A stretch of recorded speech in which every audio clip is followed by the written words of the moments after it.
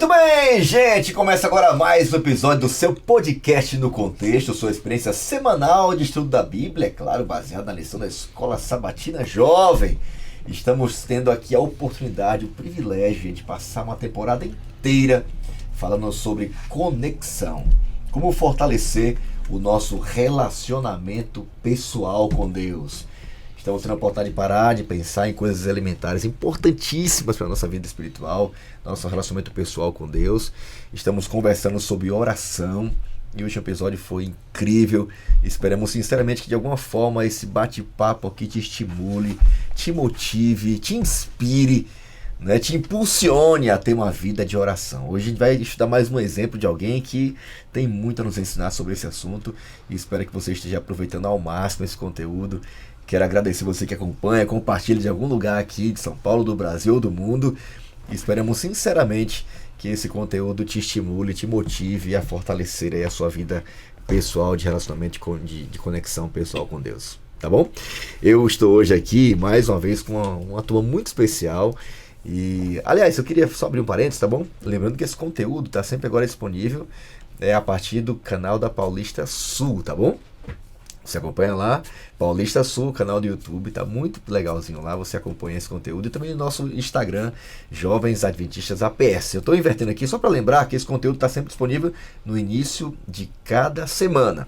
Começa o sábado aí, sábado à tarde, você já acompanha lá, então aproveita e compartilha. Diretor de jovem, você que coordena a Escola Sabatina, já coloca no grupo do WhatsApp da galera ali, para ter um insight ali, um recurso a mais. Tem muitos recursos, tem vídeo diário, tem os QR Codes aqui da nossa lição.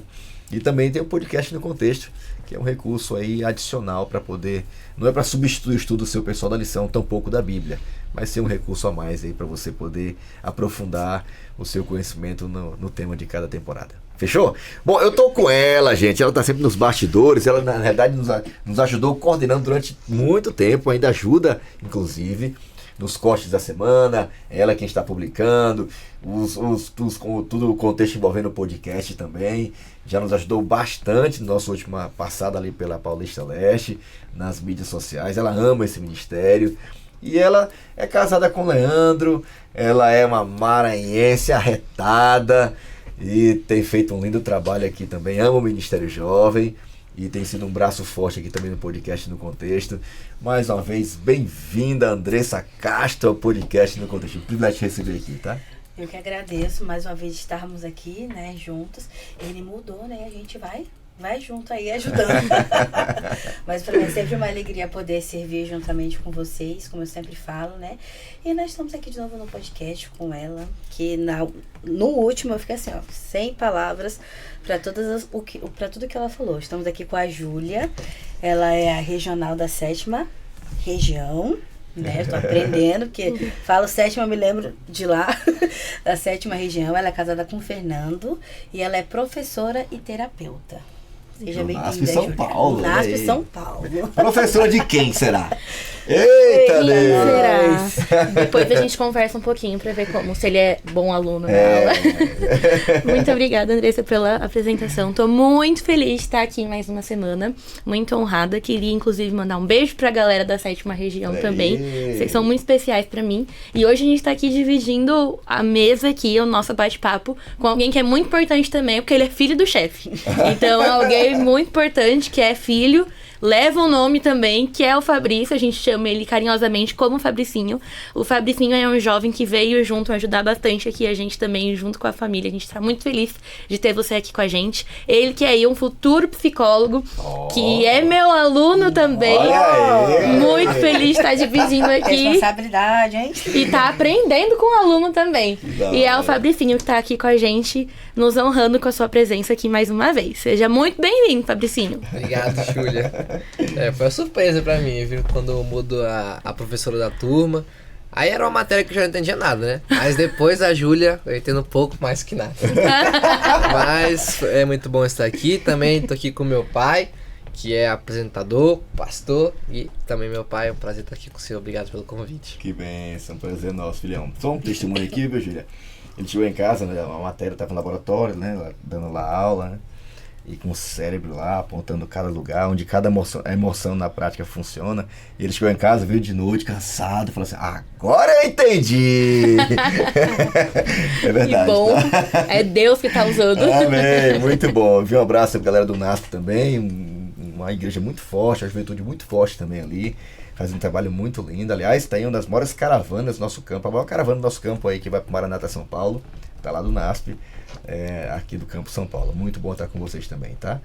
Bom, eu queria agora pedir quem pra orar? Quem? Na última eu errei, mas essa não é, tá? Julinha, faz uma oração pra gente aí, tá? Pede a bênção de Deus, a direção para o estudo de hoje que tá muito prático. Sim. Tá muito legal. Ora aí. Paizinho querido, nós te agradecemos porque sentimos a tua presença aqui conosco neste momento. Queremos pedir, por favor, que o Senhor nos guie, que o teu Santo Espírito esteja aqui com a gente, nos ajude a entender o que vamos estudar, colocar em prática também e ser replicável para as pessoas que estarão nos assistindo também. Nos proteja e nos guarde, fique conosco, em nome de Jesus. Amém. Amém. Obrigado, Júlia, mais uma vez, tá? Bom, eu queria anunciar aqui o tema de hoje. A gente falou sobre vida de oração. Hoje nós iremos conversar sobre oração na prática. É o tema do episódio de hoje, a oração na prática. Tá muito legal. Vamos tirar muitas lições de fato práticas para nossa vida de oração, tá? Eu vou ler o texto, recomendo a leitura inteira do capítulo 1 de 1 Samuel. Eu vou ler somente aqui a partir do versículo 9. Destaca uma experiência linda, né, de uma mulher de oração que gerou um filho que era resultado de oração, que marcou a história do povo de Israel. E olha o que a oração pode fazer. E a forma como essa mulher vivia, né, talvez um dos exemplos mais fortes de alguém que persistia em uma vida de oração na prática. Vou ler aqui a partir do verso 9, a experiência de Ana.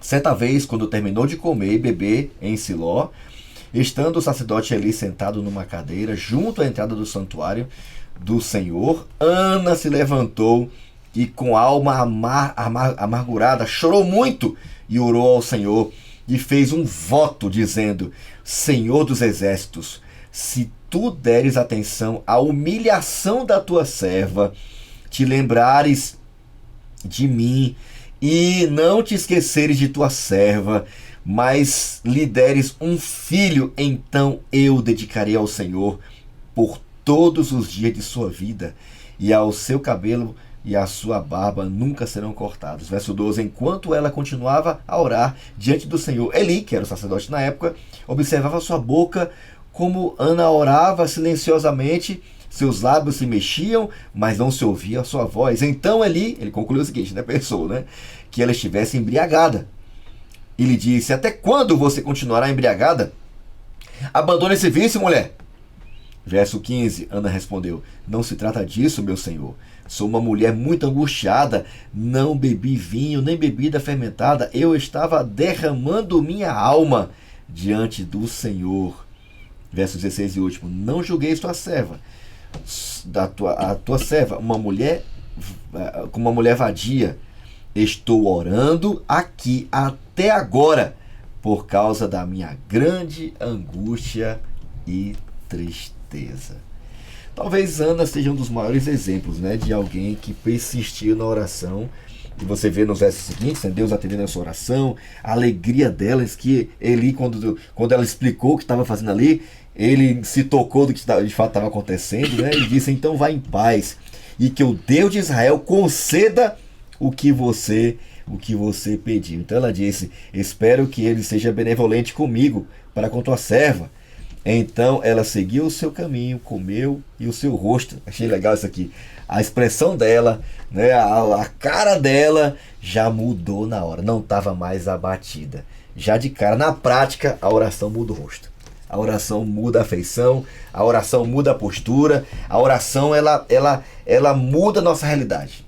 E aqui já de cara a gente vê que a oração na prática ela muda muitas coisas, Tira a angústia. Não vou dar spoiler não. Vamos lá. Oração na prática. Tá aqui a tirinha na tela.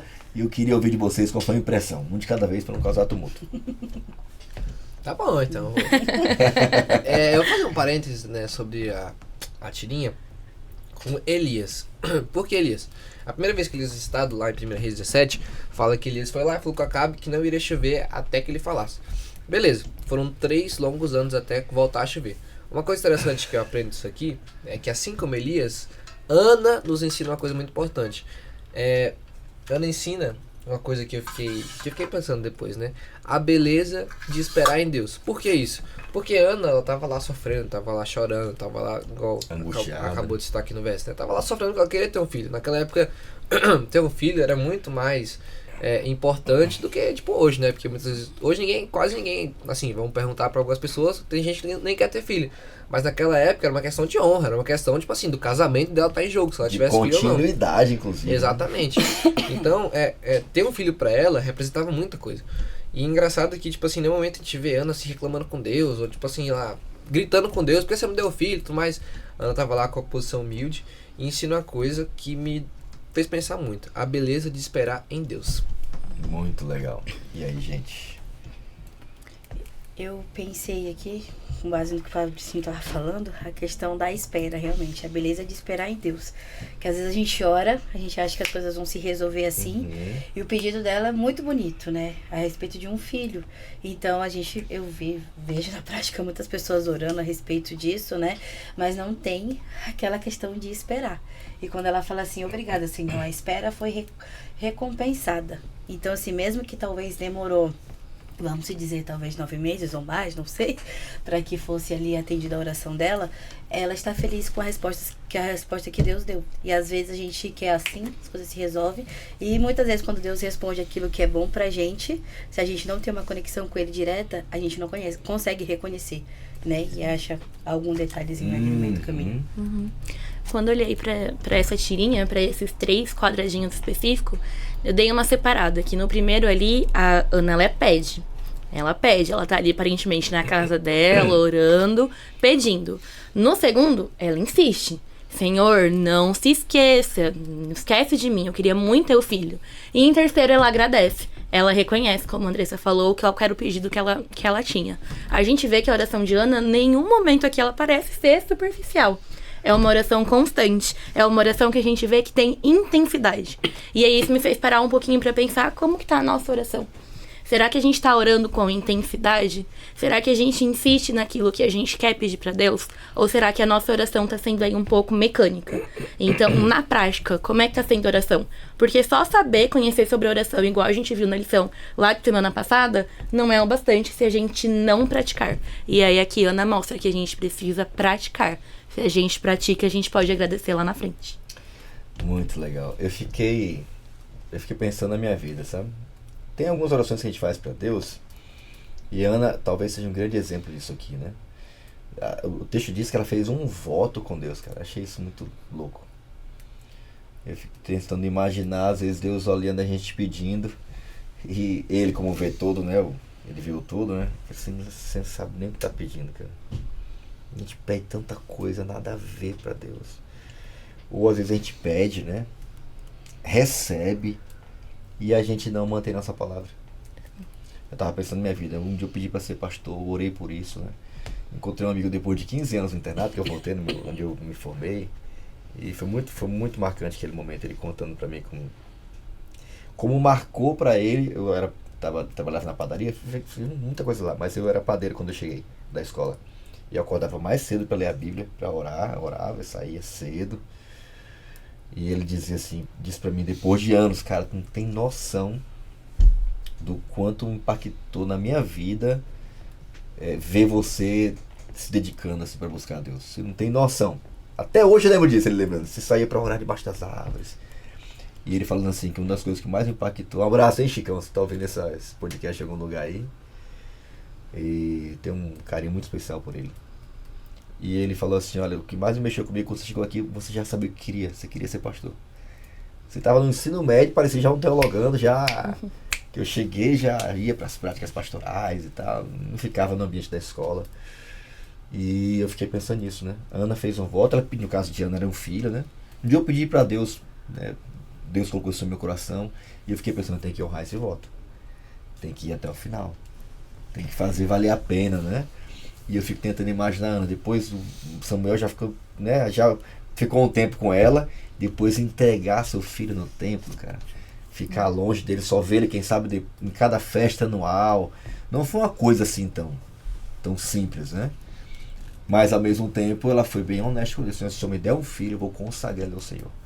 Quantas coisas a gente pede para Deus, a gente não consagra depois, né? A gente pede um trabalho, Deus abençoa a gente começa a esquecer. A gente não é fiel a Ele, às vezes, diz na oferta, nos dias nas ofertas, no tempo, né? Ou recebe uma grande bênção, uma grande promoção, e aí às vezes você é tentado negociar o sábado, os princípios já não são tão princípios assim, né? Você pede para casar com a pessoa, quer ter uma família, depois você não consegue a sua família a Deus. Quer ter um filho, mas não quer se dedicar a cuidar do filho, enfim. Então eu acho legal essa ideia da lição, da experiência de Ana, porque ela não só pede, recebe, ela coloca em prática, e fala né, que o pedido que ela fez para Deus. Só mais uma parte aqui que fala sobre a questão que mesmo ela sendo frustrada, estando no momento de dor, passando por tudo isso, foi o momento que ela se aproximou mais de Deus, né? E às vezes no nosso momento triste da vida, é o momento que acho que mais a gente questiona a Deus do que se aproximar a Ele. E mesmo ela tendo tudo isso, ela foi lá e orou, fez o voto dela e continuou confiando em Deus. E ela teve a bênção dela. Coisa legal, você pode tirar da tirinha. Vai lá, aproveita lá, viu? Deixa a galera falar, porque insights aqui é o que não falta, né? Pra mim falou muito aqui essa ideia de continuar no voto, ou nos votos que a gente faz a Deus. Até o final. Vamos lá. Confiança pela oração. Júlia, a lição começa falando, né, dessa capacidade que a oração, a experiência da oração gera em nosso coração, né? Que essa dependência, essa confiança, como é que isso se evidenciou na vida de Ana? A primeira coisa que a lição já traz pra gente que oração não é só pedir, Boa. é confiar. E aí, pra gente entender como que foi essa espera, essa confiança de Ana, acho interessante a gente ver o contexto da história de Ana. Ana, ela era casada com Elcana. E no início era só os dois, Ana e Elcana. Uhum. E eles tinham uma vida feliz, um casal feliz. Só que a Ellen White fala pra gente que faltava um barulhinho ali, uma voz de crianças, talvez. E como o Fabricinho falou, pra todo hebreu era uma honra ter filhos. E aí Elcana pensava, poxa, eu queria ter filhos também, queria ter um legado. Só que Ana era estéril, ela não podia ter filhos. E eles já oravam por esse motivo, para que eles conseguissem ter uns filhos. Só que a Ana, ela persistiu, ela confiou na oração dela. Elcana não. Então ele recorreu a um segundo casamento. E isso não era nem um indicado já desde aquela época. Mas aí ele casou com uma segunda mulher, que foi Penina. E aí Penina, a gente sabe a história, ela teve muitos filhos. Ela tinha filhos, ela era amada, os filhos brincavam, corriam. Só que Penina, ela ficava cutucando Ana. Poxa, eu vou te fazer algumas provocações, vou ficar aqui falando que eu tenho filho, que você não tem filho. E Ana sofria muito com isso. Então Ana realmente ela ficava frustrada. E aí, primeiro ponto que a gente entende em relação à confiança de Ana. Ela transformou um momento de dor, como a Andressa já falou, em momentos de se apegar a Deus. A confiar mais em Deus e moldar o seu coração. E Ana, ela já orava muito tempo pelo filho que ela queria da promessa. Tanto que quando ela encontrou Eli, não foi a primeira vez que ela estava orando pedindo um filho.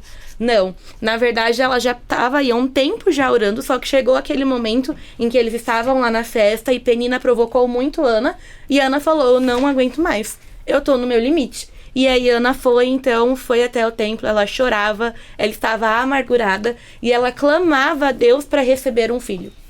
E aí vem o nosso ensinamento. Ana, ela tinha uma vida de oração e ela sabia confiar em Deus. Quando a gente pensa em oração, a oração não é um botão mágico que eu aperto e aí pronto, todas as coisas se resolvem. Não, a oração é quando a gente confia em Deus, confia que o que Ele quer fazer na nossa vida é muito melhor do que a nossa vontade. Aí a lição, ela traz até alguns exemplos, né, de Davi, de Jesus, de Paulo, e aí eu me peguei muito nessa questão de Jesus. Jesus falou, né, Pai, se for possível, afaste de mim esse cálice. E a gente sabe que aquele cálice, ele não foi afastado. Jesus, ele sofreu uma morte dolorosa e uma morte de cruz. E aí a gente tem que parar e pensar. Quando Jesus, talvez, ele não está nos respondendo, quando ele não está sendo a resposta que a gente quer, não é porque ele não vai agir. É porque ele já está agindo, na verdade. Ele está ali nos moldando. Esse tempo de espera, ele serve muito para ver como está a nossa fé. Como tá a nossa confiança em Deus. E a gente viu que Deus, ele nunca deixa uma oração sem resposta. Desde pequenininha eu ouvia muito falar, né? Que Deus tem um sim, não, espere um pouco e não agora. Vamos esperar mais um pouquinho pra ver o que acontece. E a gente tem que confiar mesmo. Se a gente pede pra Deus, não adianta a gente pedir falando, ó lá, Deus não respondeu minha oração. Eu sabia que ele não ia responder. Se a gente pede, a gente vai receber a resposta de Deus. E aí teve uma frase que mexeu muito comigo, que será que a nossa fé depende da resposta ou do Deus que responde? Boa. E aí fica aí pra gente pensar como tá a nossa confiança, né? Muito bom. E você vê isso muito recorrente em toda a Bíblia, né? Moisés queria entrar na terra, Deus... A gente sabe que Deus queria algo bem maior, né, para Moisés, né? Tem a música do Comunhão que eu acho linda, né? Quando Deus te impede, né, de entrar na terra, porque ele tem algo melhor, ele tem algo muito mais superior, né?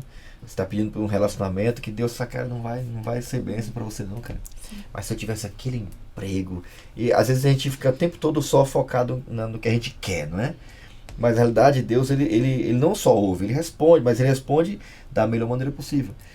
Davi teve que se contentar e não construir o templo, né? Jesus, você mencionou aqui, Paulo também, né, de tirar de alguma coisa, a gente não sabe bem o que é, alguns falam que é uma coisa fisiológica, doença, enfim, não importa, era uma coisa que incomodava Paulo. E Deus falou, não, minha graça te basta. Nem sempre Deus vai responder a gente como a gente quer, mas essa resposta não aparente, ou a demora, né, achei legal a lição dizer, né, é um convite para a gente confiar e se render a Deus, né. Achei muito legal a Júlia deixar bem claro o que é oração. A oração é você estar tão próximo de Deus, conectar tanto com Deus, que você busca através da oração de descobrir, Senhor, qual é a tua vontade? Porque eu sei que a tua vontade é muito melhor do que a minha. Então, que a oração seja mais do que para expor, para pedir, né, ou para clamar, mas para você dizer, Senhor, se for da tua vontade isso aqui, e se for para honrar teu nome, então que se cumpra. E eu vou fazer com que isso seja uma honra para o teu nome. E eu acho que Ana, ela é um exemplo muito prático disso, né? Porque ela consagra o filho dela a Deus. A gente vai ver os resultados que foi através da vida de Samuel, é uma coisa extraordinária. É um convite a gente a perseverar na vida de oração. A oração fala de perseverança, de confiança, mas também de perseverança. É isso, Fabricinho. E por que Ana se tornou para nós um exemplo de perseverança de oração? Acredito que Ana, primeiramente, né, quando a gente olha, vai ler o verso todo lá, que a lição aponta sobre Samuel e tudo mais, do livro de Samuel, fala que Deus deixou Ana estéril. Deixa claramente lá. E Deus deixou Ana estéril. Aí eu falei, nossa, que diferente, né? Mas beleza, o ponto da questão que foi apontada é que, tipo assim, Deus deixou Ana estéril porque, pensando, né, por outra ótica, muitas vezes, se Ana tivesse tido um filho logo depois que ela se casou, provavelmente ela não teria sido esse grande exemplo pra gente. Muitas vezes Deus não coloca uma prova não porque ele quer machucar a gente ou pra castigar a gente, mas é porque ele quer forjar a gente. Aqui fala, né, que quando ele permite, na verdade, isso, né, a Ana sofria as consequências do seu casamento amargo, né? Porque, enfim, ela casou lá com Eucana, ele já tinha outro esposo e tudo mais. Mas o ponto é, Deus muitas vezes usa a maldição para nos dar uma bênção. E eu acho interessante na história de Ana, né? Porque mesmo em meio a todas essas dificuldades que ela enfrentou, ela ensina uma coisa, que se a gente tiver um relacionamento com Deus com base no que ele faz, e não, se a gente tiver um relacionamento com Deus com base no que ele faz, não naquilo do que ele é, a gente nunca vai ser plenamente satisfeito. Por quê? Se a gente, vamos imaginar, né? Vamos ter um relacionamento com a pessoa, vocês são casados. Quando vocês forem escolher as pessoas que vocês foram casar, muitas vezes tem gente que escolhe a pessoa que vai casar pelo que ela pode te oferecer, pelo que ela pode te dar. Mas isso não é um relacionamento de verdade, um relacionamento genuíno, né? Isso é meio que uma oferta e demanda, né? Ela pode oferecer isso, então tá bom, vou casar com essa pessoa. Mas aqui o que Deus está ensinando através de Ana é que, tipo assim, ele quer que a gente tenha um relacionamento com ele com base naquilo que ele é. Com base naquilo que é o seu caráter, sabe? E eu acho muito interessante isso, porque quando a gente olha pra história de Ana, a gente pode perceber uma coisa. Ana tava lá numa situação, no silêncio de Deus, ela tava pedindo, clamando e tudo mais, e Deus vai lá e atende Ana, depois de um tempo. Mas muitas vezes confiar é literalmente isso. Confiar é entender que mesmo que a gente não saiba, Deus está agindo no nosso favor, sabe? Um tempo atrás, essa minha experiência, né? Do rapaz lá que era meu colega de quarto, que ele era da África e tudo mais. Enfim, eu fiz um intercâmbio, tava lá orando pro intercâmbio e tudo mais. Enfim, fui pro intercâmbio. Aí tava lá e eu queria aprender inglês, que eu tinha que aprender inglês e tudo mais. Aí todo mundo falando inglês lá, eu falei, não, eu também vou desenrolar inglês, deve ser fácil isso. Só que, tipo assim, tava lá tentando falar inglês, eu não falar inglês, e eu lá orando e tudo mais. Aí a primeira vez que um pastor foi lá e começou a pregar, e eu comecei a entender. Ele falou essa frase que ficou marcada na minha cabeça, né? Que confiar é entender que Deus está agindo mesmo quando a gente não vê e quando a gente não entende. Eu fiquei pensando, caramba, muitas vezes no meu caso, né, eu queria falar inglês. Mas será que naquele momento eu falar inglês, será que ia me influenciar tanto da maneira que me influenciou aprendendo depois? Eu acho que essa questão de confiar em Deus é muito mais focado no processo do que no resultado, sabe? É muito mais focado naquilo que acontece no meio do caminho do que simplesmente chegar no final. E Ana deixa isso muito claro, né? Através do exemplo que a Bíblia própria deixa aqui, que Deus deixou Ana estéril. Se Ana, como eu falei antes, tivesse um filho, quem sabe no começo, essa história nunca teria acontecido. Essa história nunca estaria registrada na Bíblia, talvez a gente nunca ia saber do quem era Ana, o que aconteceu, quem era Samuel. Mas a Bíblia deixa claro que muitas vezes o fato de Deus fazer a gente esperar é porque Ele quer que a gente cresça, Ele quer que a gente evolua, Ele quer que a gente aprenda a perseverar, né? Exatamente. Você tocou num ponto da perseverança, né? Eles viam, imagina, devia ser muito complicado, né? Aquela situação toda, né? Ela era casada com Eucana, depois que veio a Penina e tal, mas aquilo, toda vez que uma coisa sai do plano de Deus, gera muito problema, né, cara? A gente se mete em cada coisa, né? Em cada situação difícil. Às vezes é um ambiente pesado no trabalho, aquele negócio tóxico, às vezes do relacionamento, né? Às vezes é você que não tá bem emocionalmente, né? E aquilo vai virando uma bola de neve, né? A gente tem uma tendência natural, como a Andressa falou, né? A gente não querer continuar, a gente querer desistir, a gente chutar o balde. Cara, orar não vai mudar nada, não vai... Pra que orar? E Ana, ela é um exemplo disso, né? As circunstâncias poderiam ter feito Ana concluir de que não valeria a pena mais orar, né? Que era uma coisa ainda muito real nos dias, né, daquele período do Oriente Médio. Hoje também, né, tem mulheres que eu conheço que não tem filhos. E eu conheço mulheres que eram também estéreis, né, esposas de pastores, que oraram, sem tratamento inclusive, sem nenhum tipo de procedimento, nada, e engravidaram. Então, sem ter condições fisiológicas assim, de engravidar, inclusive. Então, Deus, ele ouve as orações, né? E eu achei muito legal, né? Porque a lição diz que aquele momento de amargura, ou no meio da amargura, do sofrimento, né? Do desapontamento de não conseguir o que ela queria, tornou aquilo um motivo de perseverança, né? E ela foi muito específica com Deus. Acho que é talvez uma grande lição pra gente. Às vezes a gente floreia demais, inventa demais. Senhor, eu estou precisando disso aqui, Senhor. Eu quero isso aqui. O texto diz que ela foi clara com Deus. Deus, se for a tua vontade, se for para a glória do teu nome, então que eu tenha um filho. E eu quero que esse filho seja uma bênção. Olha o propósito dela. Estava com alguém dentro de um ônibus em um outro país. Era um evento de missão. Era essa camiseta, inclusive, viu, o evento. E tinha um casal perguntando, pastor, a gente é missionário e tal, quer dedicar nossa vida a isso. Inclusive, estou na China hoje. E a gente tem muita vontade de ter um filho. Você acha que vai atrapalhar? Ele perguntou assim pra mim, né? Aí eu falei, você acha que o Fabrício atrapalha? Aí ela olhou assim, não, meu filho foi uma bênção. Meu filho veio num momento, ele sabe disso, um momento muito especial do nosso ministério. E ele veio para ser uma bênção, até hoje é. Então eu falei para ela assim, olha, se for para ser uma bênção, porque a preocupação era logística, viajar, manter, manutenção. Os filhos são uma bênção, os filhos não são um problema, os filhos são uma bênção, tem que ter um preço para isso. A Aline pagou um preço para ele estar aqui hoje. O preço parou 5 anos do seu trabalho para cuidar do filho. Mas a gente não quer fazer isso, né? Eu fico tentando imaginar a Ana fazer as roupinhas dele. Depois ia cada entregava uma túnica nova. E você acha que a Ana parou de orar por Samuel porque ele saiu de casa? Minha amiga, é aí que o bicho pegou mesmo. E tome oração, e oração. Eu tenho até convicção que Samuel era o que era porque tinha uma mãe de oração. Sim. Então, a perseverança, ela transcende essa questão do tempo, da bênção recebida. Então, eu acho até que a gente ora mais pelo Fabricinho do que antes. A gente nem orou, ele sabia isso. A gente quer ter um filho, Senhor. Ele veio, ali descobriu depois de 4 meses. E Deus foi extraordinário. Ele tinha uma amiga da gente, muito próxima, perdeu um filho. E é muito desafiador. Nascer é um milagre, gerar é um milagre, tudo é um milagre. E Ana tinha essa concepção de que o filho dela, por ter sido uma resposta de oração, ele nasceu para ser uma bênção. E Ana viveu essa realidade, né? Louvou a Deus por isso. E ela viveu uma vida de oração inteira por aquele filho. Então a gente tem que, sim, receber as bênçãos de Deus. E a gente não pode esquecer o Deus da bênção, né? De onde veio a bênção, para que aquilo foi dado, né? Aquela resposta de oração, a gente não pode esquecer. Eu fico tentando imaginar Ana vendo Samuel despontando, pregando em um momento difícil, que apostasia, ali está a resposta da minha oração. Então a gente não pode esquecer que as grandes coisas que Deus faz na nossa vida, elas são respostas de orações muito intensas, né? E a gente para pensar, quem é Samuel? A gente ouve falar muito, a gente lê muito na Bíblia sobre Samuel. Tem livros na Bíblia escritos por Samuel.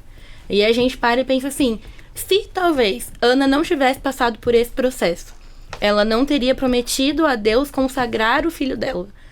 Como será que seria Samuel?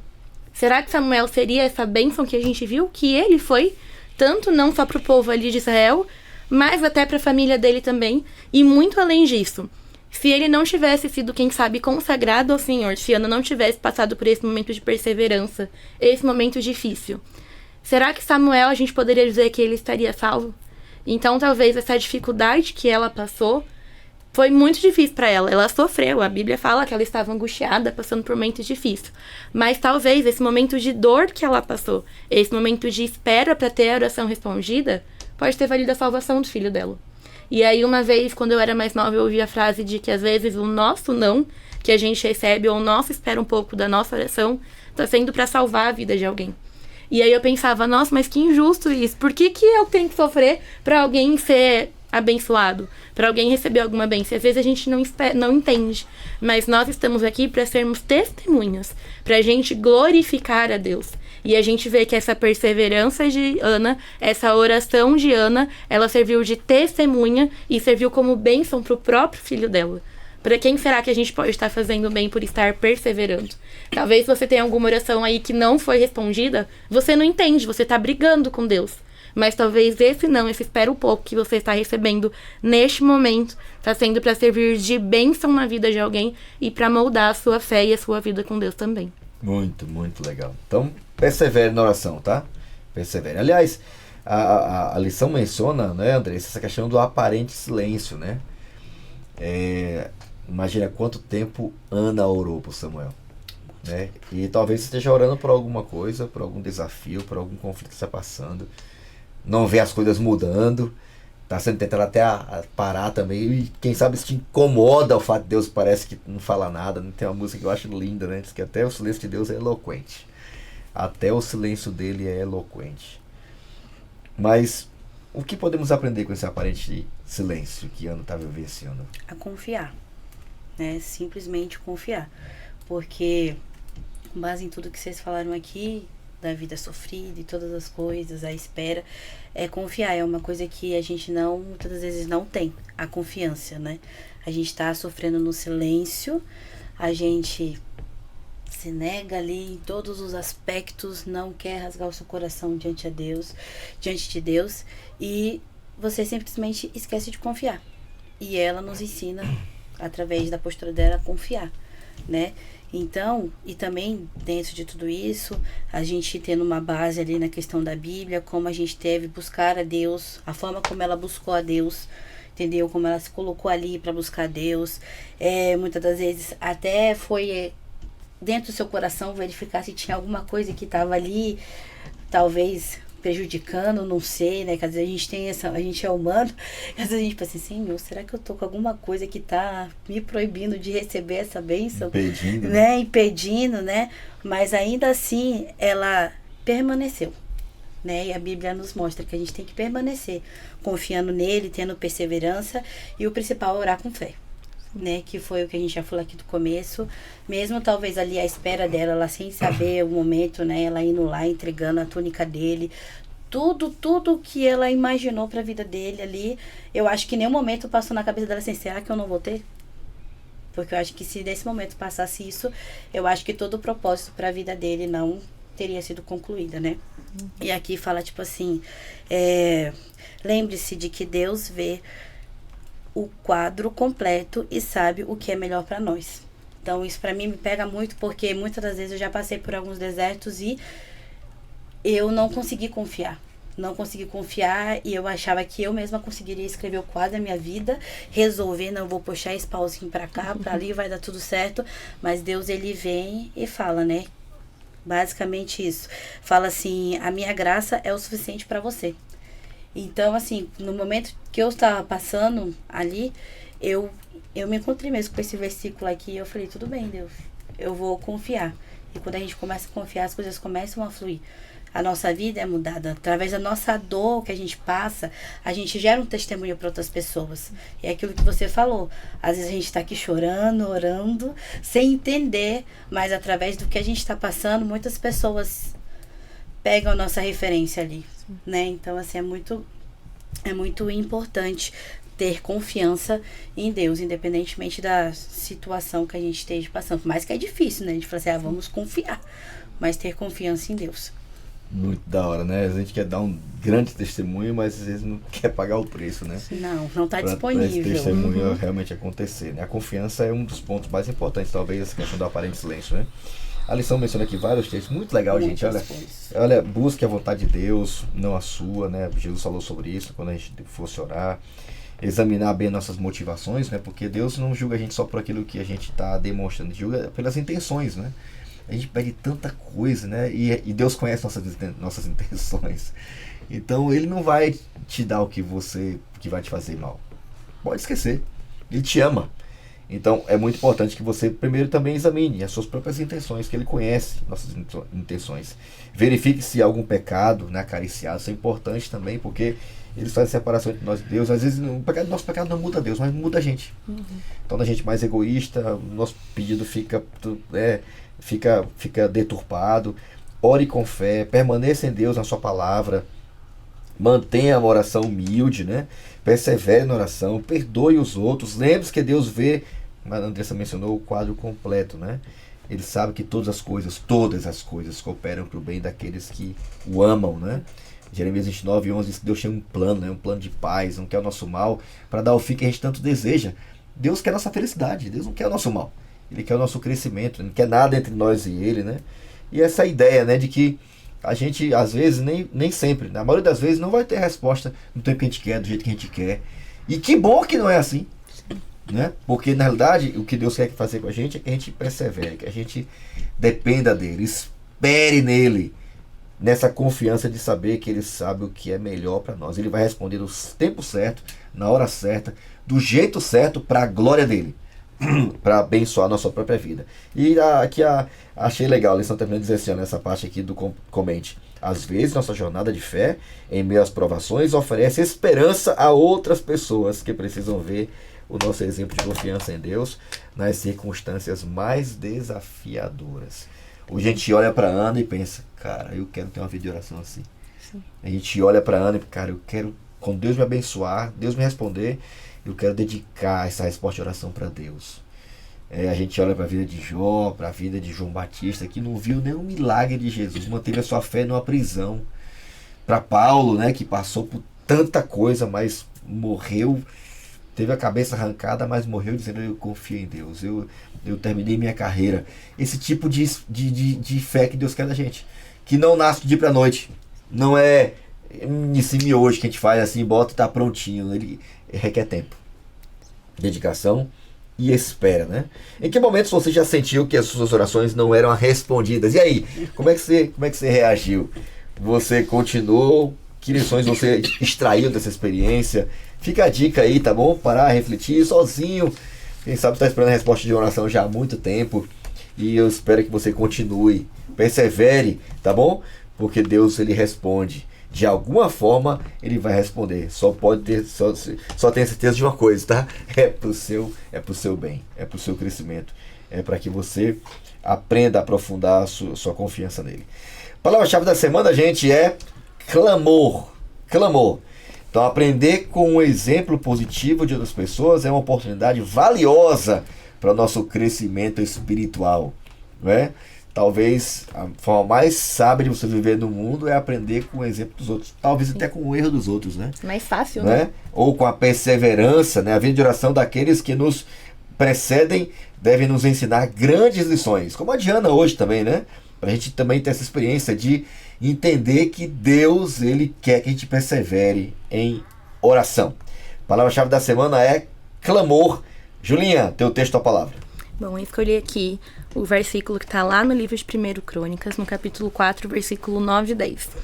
Havia um homem chamado Jabes, mais respeitado do que qualquer um de seus irmãos. Sua mãe lhe deu o nome de Jabes porque disse: eu dei à luz com muita dor. Jabes orou ao Deus de Israel: ah, como seria bom se me abençoasse e expandisses meu território.